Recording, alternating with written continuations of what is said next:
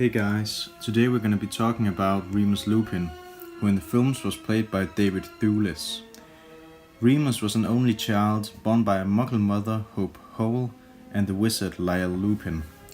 By the time Remus was just 4 years old, Voldemort and his army were rising, and the Ministry of Magic had Fenrir Greyback, a werewolf, at trials for killing 2 Muggle children. While the Ministry were fooled into believing Fenrir was just an innocent Muggle, Lyle knew the tale signs, and angered by the committee, ended up describing werewolves as soulless, and the only thing they deserved was death. Greyback was released despite Lyle's disapproval, and a little after Remus turned 5, Fenrir attacked Remus at his home, but he fled again because of Lyle's charms. From then on, Remus would become a fully fleshed werewolf every full moon, which was a secret held by his very remorseful father. Because of Remus's condition, he was not allowed to play with the other children, and this made him very lonely.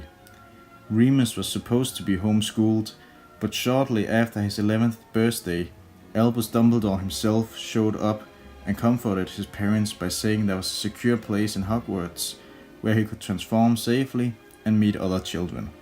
This excited Remus a great deal. Remus was sorted into the Gryffindor house and befriended both James Potter and Sirius Black, who were also Gryffindors. Because of Remus's kindness, he also integrated Peter Pettigrew in the group, a person Sirius and James didn't always give attention to.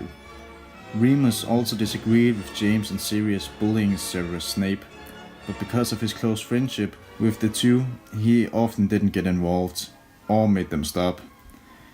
In the second year, Sirius and James figured out why Remus would disappear once a month, and they gave him the nickname Moony. They would from here on transform into Animagus to help him through the night. All 4 men joined the Order of the Phoenix to stop Voldemort, but when Remus heard that Sirius Black had betrayed and had a hand in killing his friends, James, Lily and Peter, he felt a loneliness like no other. It later turned out that Sirius wasn't a traitor, but Peter Pettigrew was. Albus Dumbledore tracked him down for a second time in his life, and he offered him a position as a Defense Against the Dark Arts teacher.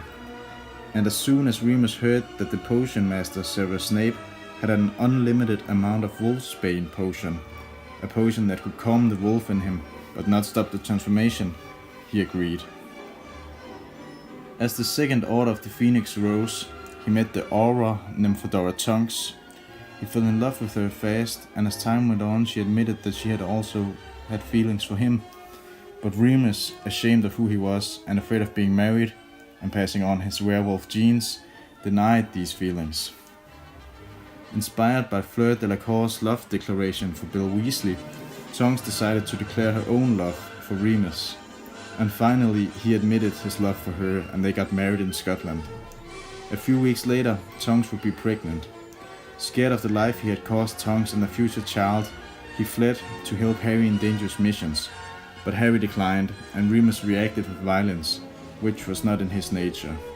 He returned to Tonks full of remorse. Edward Remus, also known as Teddy, was born without any signs of being a werewolf. Instead, he inherited his mother's ability to change appearance. The night he was born, Remus shortly left to find Harry and ask to be Teddy's godfather. At the Battle of Hogwarts, Remus was a less skilled duelist due to his amount of defensive and protective spells for the last couple of months. This ended his life by the hands of Antonin Dolohov, a sadistic and strong Death Eater. Remus Lupin was the first werewolf to get an Order of Merlin First Class, and his death destroyed a lot of stigma against werewolves in the wizarding community. J.K. Rowling has also mentioned that Remus Lupin was one of her favorite characters, and his death made her cry. Him being a werewolf was a simile to the illness AIDS. His Patronus was a wolf, but he hated being reminded, so he usually cast a Patronus without an animal form. Thanks for watching guys, and tune in next time for another Harry Potter video. By the way, if you have any suggestions for another video, leave them in the comments below and I'll consider making one.